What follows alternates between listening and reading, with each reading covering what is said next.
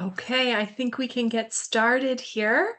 I'd like to welcome you to concurrent session B1, Navigating Complexity, the Current State of Mental Health and Justice Clients in Ontario. My name is Marnie Wood, and I am joined by my colleague Avery Dixon, and we will be your facilitators for this session.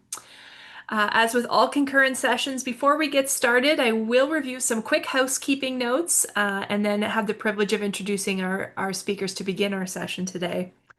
I'd like to draw your attention to the bottom of your screen where you will find the Zoom toolbar. You can use the Q&A feature to submit questions at the end of the presentation.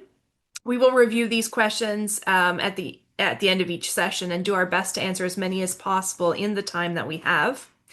Please ensure that your microphone is on mute until the Q&A portion of the session.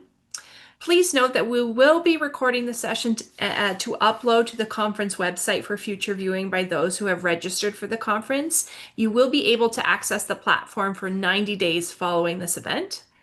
I'd like to remind everyone that we have closed captioning for all of our sessions. Please click on the CC icon below the video window on your screen to access this function. We kindly ask that you complete the evaluation for this session by clicking on the session in the agenda in the virtual platform. There will be a survey button at the bottom of the session next to the join button. Your feedback is appreciated and will be used to inform future events such as this conference. We would like to respectfully ask all of those attending today's session to engage with each other thoughtfully and always consider the impact of your words and interactions on others. As facilitators, we will not tolerate any abusive or inappropriate behavior or hate speech, and will ensure that anyone who engages in such behavior is removed from the session.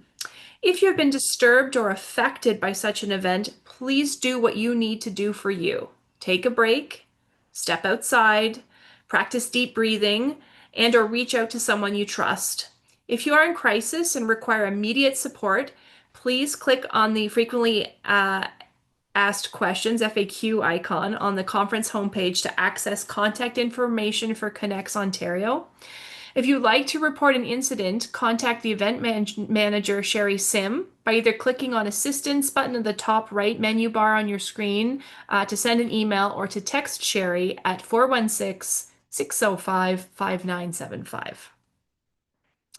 I would now like to introduce our presenters for this session. Mahi Chaudhry, Lynda Myung, I'm so sorry, I practiced these, and Oscar Alling from Cota Health. Thank you so much, Marnie.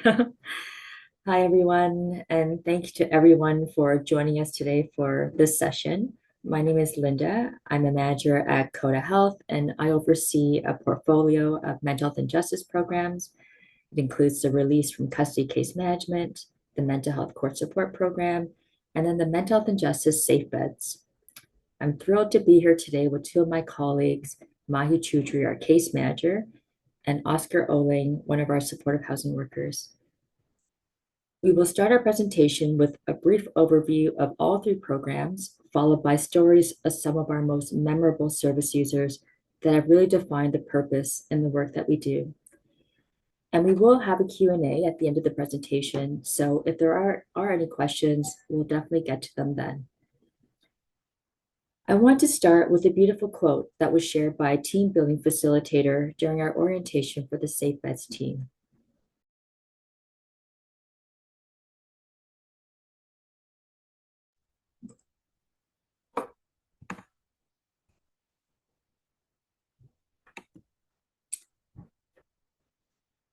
Everyone has a right to a present and a future that are not completely dominated by the past. This quote reminded me of a talk I had attended many years ago by a Buddhist monk. He said that oftentimes we self-impose limitations on our lives because of events from our past. And as a result, we live ordinary lives instead of what could be extraordinary. It was something I shared often with service users when I was doing frontline work. And because I'm so fond of travel, I love the idea of calling the way forward a journey.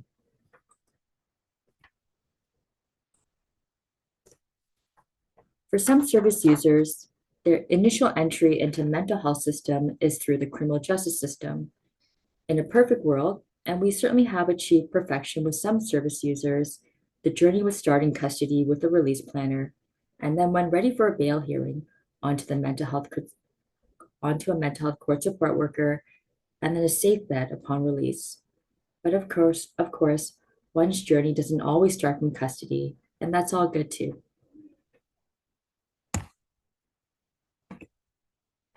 I'll start with the release planning team. They work out of the Toronto South Detention Centre, and they consist of some very seasoned staff.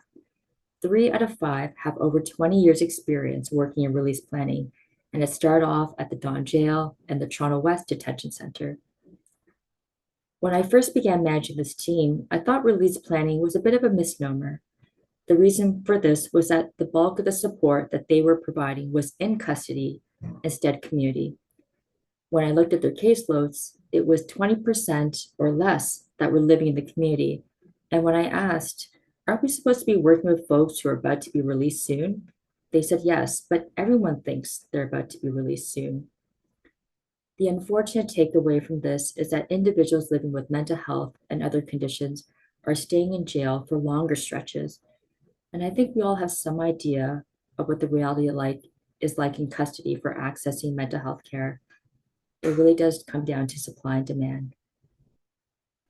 So what are release planners doing on the ranges? They're completing access point applications, providing information about substance use programs, screening for head injuries, providing supportive counseling such as coping strategies, and acting as a liaison for service providers and loved ones on the outside.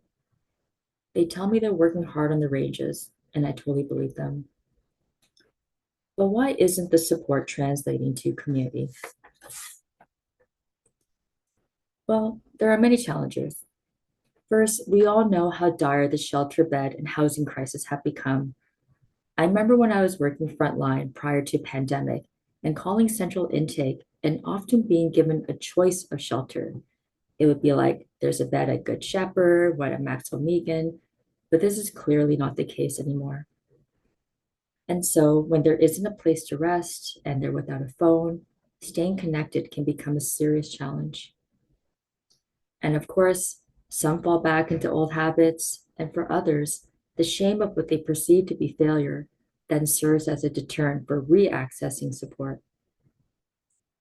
For others, release from custody was their end goal, and once that's achieved, they feel they no longer need the support. In those instances, our hope is that they remember the support that they received and don't hesitate to access if ever they need it again. Sadly, there's a subgroup of service users that have expressed a preference to remain in custody for the sake of a cot and 3 squares. It's a strange reality to know that some people are using jail as a shelter. In terms of referral, I'll share all that at the end. So we'll move on to the mental health court support program.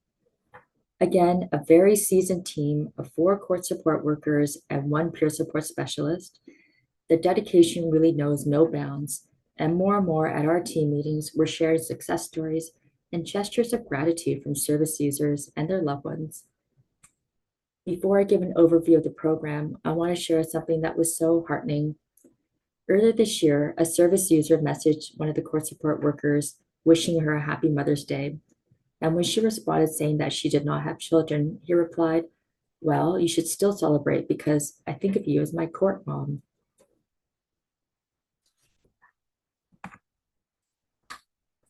For the court support program, service is oftentimes initiated when an accused is in custody and going for bail. The referral source is either duty counsel or private counsel and is intended for any adult with a history of mental health or suspected mental health. They meet with an accused in the cells and complete an intake assessment. And if they meet all 3 basic criteria, that is, they are living with a mental health condition or are experiencing symptoms that they wish to further investigate, are willing to accept support, and can be safely supported in the community, then the worker would develop a mental health release plan, which would then be used for their bail hearing. The plan will always include a follow-up with the court support worker, usually within 24 to 48 business hours of their release from custody, and other conditions such as attend for a psychiatric assessment, which we can arrange through our consultant psychiatrist. If and when an accused is released, the court support worker, in addition to linking to community resources, would provide support and information with navigating the legal system. This could be helping them to access their disclosure, finding a lawyer, and reminding of court dates. If they are eligible for mental diversion, they can support with that process with or without a lawyer. For those who are unfamiliar with mental diversions, it's a Crown policy intended for accused individuals charged with less serious offenses whereby their mental health was a significant contributing factor in the incident. It's a voluntary process, so if they're willing to get support with their mental health condition, maintain stability, and stay out of trouble for a period of time, usually 6 months to a year, the Crown may agree to divert them from prosecution to the mental health system. The process does not require an admission or plea of guilt. However, there would need to be some accountability, which would then be expressed through their participation in services. The outcome of a mental diversion can be a stay of proceedings, a peace bond, or a straight withdrawal. And finally, the court support workers can provide consultation and information to service users and service providers about mental health services, court proceedings, and the mental health system. And the final program, the Safe Beds, which opened in December of 2023. My colleague Oscar is going to talk about that. Thank you, Lynda. The Safe Bed was such once in a lifetime opportunity for us to start a program from ground zero. When our director and our manager were capsulizing the vision of our program, they brought about the notion of holding space. They wanted it to be serene and yet bright and inspiring. It had to be a place where the service user could arrive, breathe a sigh of relief, and allow themselves to fully be seen and heard. We are located on Danforth near Greenwood, and initially on our front window, we just had a color, design, and our name, Cota. And so, for the longest time, we were believed to be cannabis dispensary. But since then, we have posted our values, and this made us a little less ambiguous. Our site have 5 rooms with ensuite washrooms, and we offer intensive on-site support. We have 3 supportive housing workers on at all times, as well as dedicated case manager during the week. We offer a full meal program and really made a point of supporting local businesses for catering and other services. And the relationships we have developed with our community are more than transactional. For instance, when we learned that the business owners who cater some of our lunches had undergone surgery for cancer, the team pulled together and purchased a card and flowers for her. Referrals are made through SafeBed registry, and the stays are up to 30 days, but there's always some flexibility depending on what service users' plan are. One really unique benefit of our program is our healthy budget for services.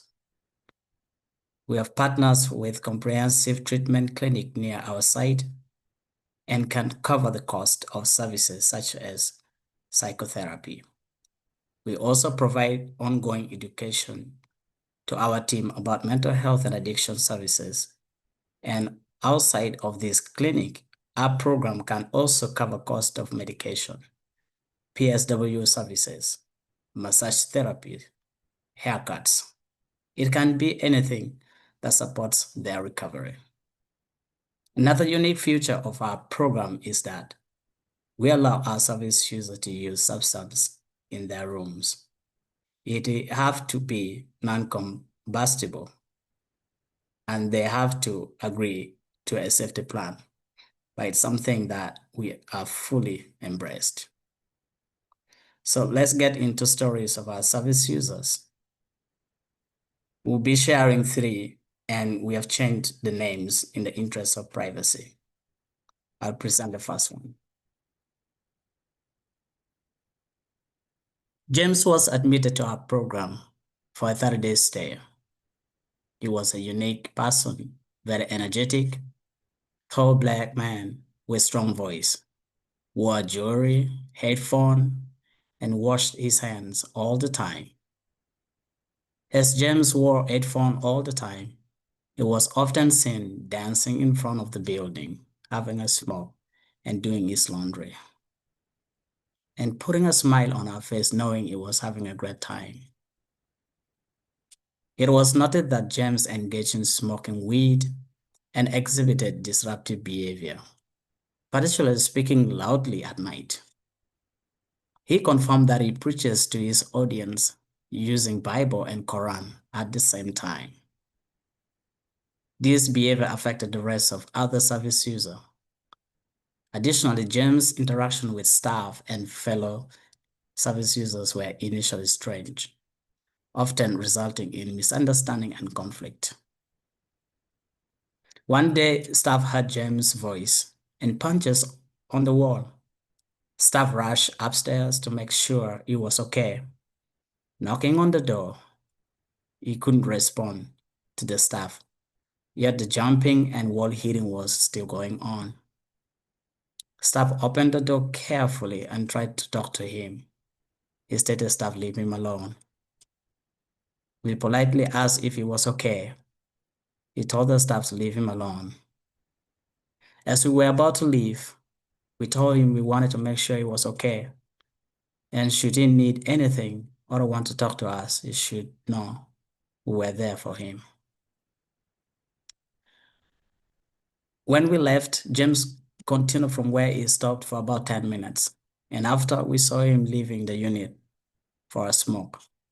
On his return, he went to his room, and we never heard anything that night, but this continued for days. I ran on James outside near the office close to midnight when I wanted to grab something to eat at A&W. And during this interaction, I called his name, James. With excitement, his response was, "Yo, what's up, man?" "Nothing much. What's going on?" I responded. James was super excited. I quickly told him I wanted to grab some burgers and fries and asked if he wanted me to grab something for him. And James' response was amazing, saying, "No, I appreciate the laugh." I left to pick up something to eat, and coming out, James was the first to connect with me. "I should be back in the unit in a bit," he said. And I was like, "Take your time." Another day, staff heard James' voice from the office once again, and the sound of his foot was like someone jumping on a trampoline. I personally approached James' room, knocked on the door, and upon opening the door and seeing me, James greeted me and immediately inquired if he had been too loud. I calmly explained that the volume was disturbing other residents and asked if he could lower it to allow others to sleep. James was receptive to this feedback and apologizing for the disturbance. I wished him a good night and left. When we met James, his parents were involved in his life, but his choices made his parents withdraw from providing support to him. He was not receptive to medication, and his state of mental well-being worsened. When time came for discharge, staff informed him and he left, taking his belongings. And few weeks passed by. He was back at the street intersection, blocking the flow of traffic in a cold weather. And he didn't have any warm clothes and boots.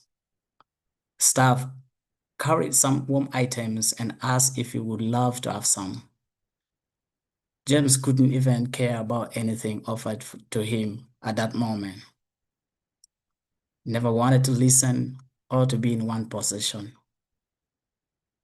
We retreated back to the office, but this affected me. Seeing him on the street with freezing temperature. As time approached for catering and one of our staff went to get meals, and our on-site work met with James. "Do you want some food?" Staff asked James, and his response was, "I take it." It was his choice to get something, and we as a service provider, we got to keep trying. If service user declines our service, it's still their decision, and we have to respect. And if they take it, still their decision. For the days James was with us, a warm meal and a bed was what he needed. I'm just gonna go through some of the takeaways from this story about James. Sometimes it only takes one interaction to develop a strong therapeutic alliance. For James and I, this was a personal bond. There was emotional involvement. When I saw James on the street on a freezing weather, it resonated with me. When I was once under the same weather crisis, someone offered me a jacket. And the emotional connection, characterized by trust, empathy, and mutual respect, resulted into a very different outcome. When I spoke with him the second time about the noise, he did not ignore or tell us to go away, but rather asked if it was too loud and he wanted to create a conducive atmosphere for everyone. The connection, which was evident in the power of calling someone's name. When I call his name, "James," in the middle of the night, and his response was, "Yo," with excitement, began a change. Allowing people to feel seen. When we see our service user as people first and not their behaviors, they stop seeing themselves as the problem. The behaviors become something separate, yet no longer defines them. They will begin to work toward change. Another takeaway, trust. One way you can build trust is to take a chance with service user. Some people see him as a threat, therefore ignoring and not willing to acknowledge him. I didn't know how he was going to respond this time. Our last interaction didn't go well, yet I never gave up. And lastly, it's okay for people to say no. Doesn't mean we shouldn't offer service again. Don't take it personally. It's not about us. That day when we saw James outside in the cold, he didn't accept clothes and boots when we offered.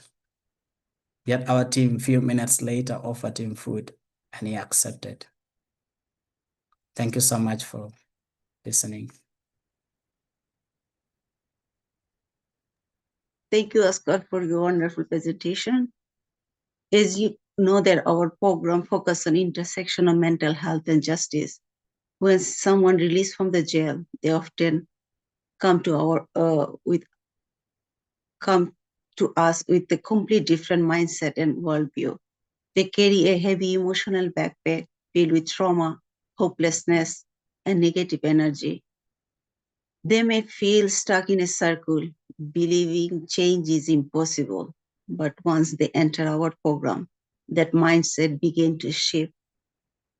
From the moment our service user walk through our door, we aim to create an environment that feels like home. Unlike the traditional setup, our program is built around open concept place, inviting and inclusive. There are cozy chairs, dining tables, a kitchen where meals are prepared in front of everyone. As you see, Oscar shared the picture of our kitchen area. Service user can see, hear, and smell the warmth of home-cooked food being made. We welcome our service user with hot meals, freshly baked cookie, cakes, brand new clothes, and friendly and safe environment. This simple act of hospitality often began the process of changing their view, not just of system, but of themselves. This welcoming atmosphere often surprised them. Let me share a story of one of our service users who truly illustrates this transformation. He is a refugee from Hungary who arrived in Canada in 2012. He grew up in an orphanage and shared with me. Nobody ever talked to me the way you guys do. No one ever told me what is wrong or right. I just did whatever I had to in order to survive. This touched me when I was listening this thing. He came to Canada with a big dream, unfortunately become involved with criminal activity. He has been incarcerated several times. He joined in our program in early this year. He has no paper. His work permit is expired and he doesn't have even passport. Access in basic service is a challenge. In order to apply for his work permit, the RCMP informed him that he required to submit his fingerprint. However, he doesn't have even money to apply for this. My manager, Lynda, support him by covering this expense. Top of these many challenges, he's struggling with substance use, including cocaine, marijuana, crystal meth, and cigarettes. While he's staying in our program safe bed, he began to reflect deeply on his drug use and express growing guilty about it. He shared his desire to rebuild his life from the ground up. He is eager to go back to his school and become a social worker. He told me, I want to help my community people. He also shared that he wants to help his ex-wife, who is struggling with addiction. There are so many dreams in his eyes as he spoke. This case is very complex, and meeting all of his needs will take time. However, our program is only 1 month long. His file was originally under another case manager, and by the time it was assigned to me, he had already completed 2 weeks of his stay. I was mentally prepared for him to call central intake on his last day of stay. But he stated, I don't want to go to shelter. If I go there, I will start using drug again. Fortunately, Lynda was kind enough to extend his time in this program. I want to thank Lynda for that. One day, he relapsed, but instead of retreating in shame, he chose courage. He reached out to me and mentioned, I need help. I use drug. I don't want to. Please help me. That same day, I took him to EMH at 3 p.m. and stayed with him until doctor called. It was a long waiting. At the point, I considered leaving, but I knew I couldn't. He doesn't speak English as well. I doesn't speak his language either. He needs someone by his side. I spoke to doctor and said, please help him. He has a potential. He wants to change. If we do not support him now, he will end up back in the same circle. And that's where journey of recovery began. St. Michael Hospital accepted him, their treatment program. With the doctor's support, he began treatment. He received medication assist therapy and gradually stopped his drug use. Today, he doesn't even need the substitute medication anymore. On September, he started his ESL school. He wants to be social worker. He wants to help people. He wants to help his community people. Never too late for anything. This happened because of one thing, compassion. Safe bed offered him food, warmth, kindness, and dignity. This story is reminded that environment we create and the way we treat people can have a life-changing impact. For individuals come from the complex, painful situation, a little kindness, care, and human connection can make all the difference. We do this not just as a job, but as a mission to make people feel seen, heard, and reminded that they are not alone. To them, our program creates a sense of community, a place where individuals can find connection and belonging. And even after they have moved on, we are still here for them, ready to offer support whenever they need it. The takeaway, compassion, change.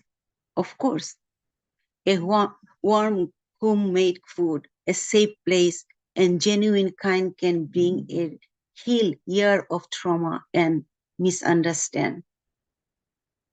Compassion is the foundation of the transformation, what I believe.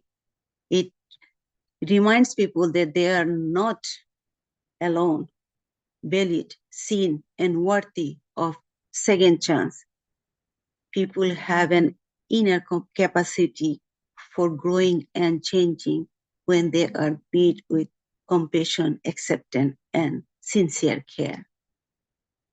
And environment, of course, environment is another thing is very important in recovery. The welcoming home-like setup of safe bed program where service user can smell food cooking, feel a sense of belonging, helps shifting mindset from homelessness to hope. Healing begin not in the institution, but in environment that feel human.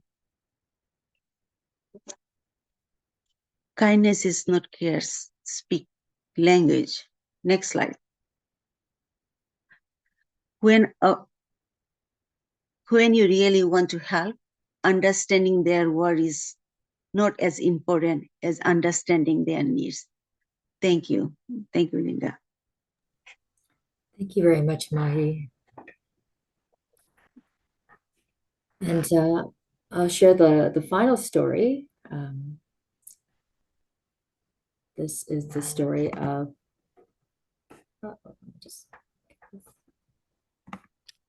this is the story of Ben. As one can imagine, the work that we do to support service users, for the most part, is very intentional. There are needs assessments, care plans, goals. We carefully fill out referrals and send them off with the hope that they don't land on a mile-long wait list. But once in a while, the universe steps in and guides the work for us. And when those moments occur, the journey that unfolds is nothing short of magic. When I think about happenstance in this context, there's one service user that always comes to mind for me. His name was Ben. He was followed by one of our release planners who had suddenly gone on a leave and in a pinch left my contact information on their voicemail greeting. Ben had a fairly lengthy incarceration at the Toronto South Detention Centre, and because his charges involved his family, he was unable to return home and was rendered homeless as a result. When Ben called me last year, he said he was discharged from another safe bed program the day before and was now on the streets as he was unable to attain a shelter bed. As I mentioned earlier, we're still having a shelter bed crisis. And like so many, Ben's crisis that day had absolutely nothing to do with his own efforts. When I heard Ben on the phone explaining his predicament, my immediate response was, come to our site and we'll figure it out. As I was preparing for this presentation, I recalled not only his words, but the emotion he attempted to contain. It's remarkable how a feeling like fear can be so perceptible in a voice, even through a phone line. Ben arrived at our site and I explained that I didn't have a bed, but that one would be available the next day. He was offered food but politely declined. We gave him a blanket and set him up in the lounge. After a night in the streets, he was tired and weary. Later that evening, our service user, who was scheduled to leave the next day, announced that he was ready to go that evening. He had his own housing and had come to our site for a reprieve. He didn't give much of a reason as to why he chose to leave early, but knowing what I knew about him, I chalked it up to his ability to recognize need, because it was a state he knew well because of his own journey. We all thought, imagine our luck. We quickly cleaned the room and moved Ben in. And whenever we have someone new at our site, there's a bit of a buzz and, of course, lots of questions. Sure, there's the usual ones, diagnosis, medication, things of that sort. But there are also questions that I believe are what make our program so special and transformative. Questions like, I wonder what Ben likes to eat. Do you think he'll be up for a game of chess? Is that blanket going to be warm enough for him? As the days progressed, we learned a great deal about Ben. He had a science degree, was vegetarian, he was starting to learn about spirituality, and yes, he played chess. As he mentioned earlier, the stays at the safe beds are up to 30 days. As each day passes, there's oftentimes a strange dichotomy that builds. On the one hand, there's growing comfort and stability, and on the other hand, there's looming uncertainty about where they would go once their stay expires. As workers, we feel the same anxiety. Then one day, I received a call from my colleague, the manager of one of our mental health and justice housing programs, and she said she had a vacancy but had not heard back from the access point. She wondered if I had someone who might be a good fit for the program. It was one of those moments where I had to pinch myself before saying, yes, we do. And so Ben's journey from our safe beds did indeed lead to housing. Mahi supported him throughout the intake process, and we extended his stay at our program until his new housing was ready. By the end, he had stayed with us for a total of 90 days. So you can imagine the emotion we all felt on his last day with us. Still, it wasn't all rainbows. Housing is believed to be the most basic need, but the environments we call home can also be fraught.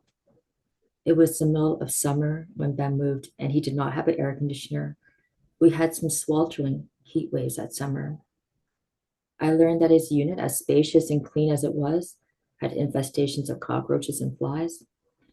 Nevertheless, Ben returned to our site bearing gifts to express his gratitude. He remembers our birthdays and still drops in to say hello.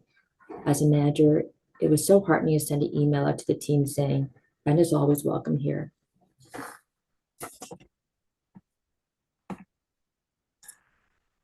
So a couple of takeaways. First, sometimes you have to break the rules. So in Ben's case, he was not eligible for another safe bed as he had just completed a stay at another. The policy is 30 days before one could reapply. I could have said no to Ben for that reason, and also no because we didn't have a bed, and that would have been considered me just doing my job. But I knew what the shelter landscape had become. Getting a bed then, and even now, was like trying to win the lottery. The bed shortage, compounded by a growing prevalence of trauma, calls for action that goes beyond following rules and policies. We need to adapt with the resources we have available to us so that we can say yes when others say no. And I have to say, I was really worried about telling the registry what I had done. I was certain I was going to be reprimanded. But when I did tell the intake worker, her response blew me away. She said, "Thank you for supporting some of our most vulnerable people in our community." Our second takeaway is we're not playing the numbers game. There is no doubt that the need exists out there for thousands of people. Waitlists for housing can be up to 10, 12 years. That's always in the back of our minds. But if we were to hold that front and center, we'd run the risk of believing that we couldn't make a meaningful difference in the work that we do. Our program is the smallest of all safe bed sites, 5 beds, and for that reason, I've been calling it the boutique site. We were often met with, oh, only 5 beds, in a way that suggested, what's the point? To which the answer is James, Ben, and many more. As I had mentioned earlier, we have the highest staff to service user ratio, 3 supportive housing workers and a case manager to 5 service users. It's unheard of, and they are available 24/7. We've set aside the notion that support and resources need to be distributed in a fair and equitable manner, and instead pour into every service user that comes into our program. That is truly the foundation of our success. Our final and overarching takeaway is about community. We're not just a Safe Beds program, we are a community. Our program is a place where individuals can find connection and belonging. This applies to ourselves as a team as much as it does to our service users. We're not just here to care for them, but for one another as well. When our service users see how we relate to each other as a team, with kindness, curiosity, and lots of humor, they know that the care and compassion we feel for them is authentic and genuine. We're not faking it. We tell our service users when they leave that they can come back anytime if they need anything, and oftentimes they do return, but it's just to say hello and to tell us how they're doing. To them, the safe beds have become part of their community. Thank you so much.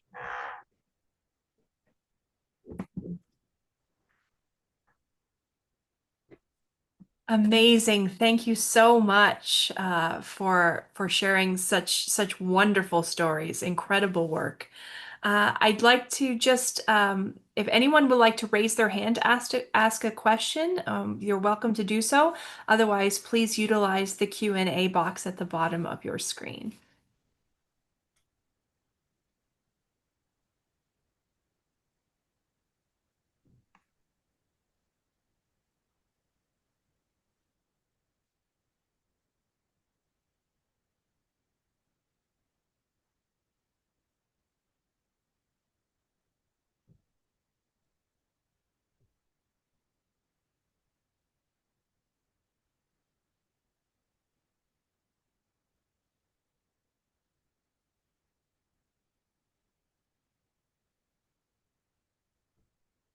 I have a question.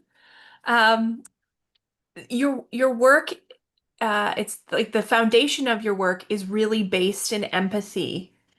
And so I wonder how do you how do you keep that safe? We often talk about compassion fatigue in this kind of work, and yet it is, as you have illustrated so eloquently, it is saving people's lives. And so I wonder if any of you would speak to how you protect that level of empathy all of the time and not experience that potential drain out that can happen with people in the helping professions as you are. Thanks for that question, Marty. I feel like that's a question that maybe Mahi might be able to speak to.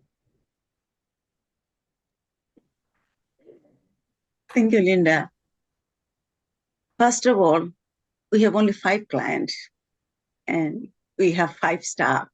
So we are not burning out, right?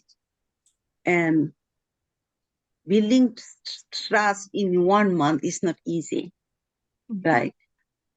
So when they come first time, they observe everything, right? And you can see anxiety on their face. So I don't meet them the first day. I take time, 1, 2 days, and I see. Then slowly, they also observe me, right? I introduce myself. Yes, I'm your case manager. If you need anything, you can reach me. That's it. So they saw I'm talking to everyone, how I'm treating everyone, and they feel those energy, I believe, right? And they come and start talking with me and open and trust me. And I feel blessed that way they trust me and tell me the story, right? And especially I have a good team. Everyone support each other very well, right? It's not assign your case manager, your manager, your support. We work as a team, right? Even the Lynda, she not supposed to something she's doing for helping us. Like she's not like a manager like sitting on the room and doing things. She also help us, right? So is our environment is completely different than other facility. We work as a team, as a friendly environment. We even client come to us and ask, "Do you eat anything? Can you believe this? I saw you are working so hard." And it's make me like emotional. Man, look, he's asking me, right? We have to ask him. So we always work as a team. Even we include the client in our team. How? They wanna they wanna help us. They say, "Give me do something voluntary." So sometimes they throw their garbage outside. One time I remember I was cleaning outside our garbage bin and there's lots of bug or something. One service user came to me and said, "Let me help you, let me help you." And he helped. So they feel this is their home. And they're doing so. If it's something broken, they come and help us. So our environment completely different, like homely, trustworthy, friendly. We connect with each other very easily. Mm. Amazing.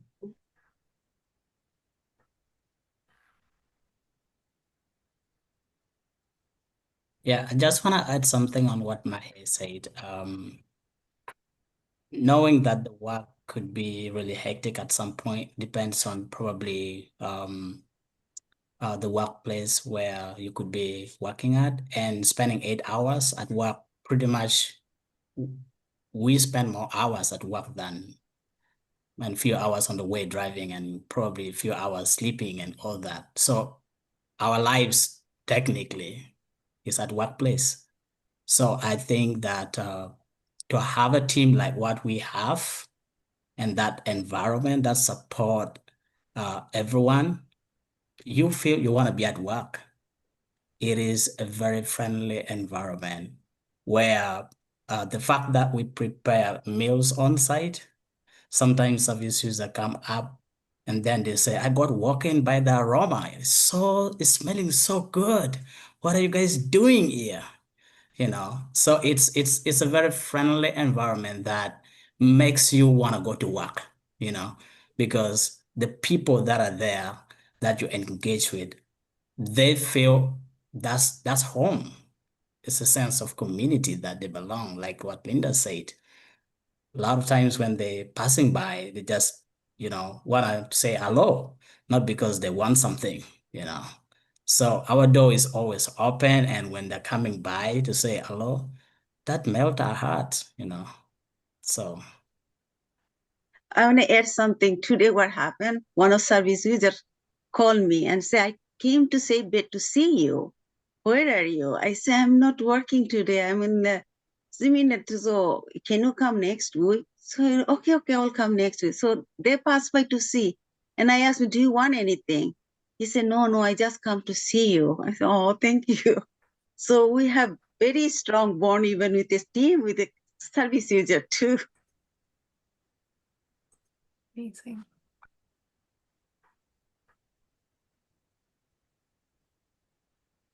Wow. Oh, It's okay. Yeah. no, I was going to do another call out for questions if anyone else wants to open up the discussion.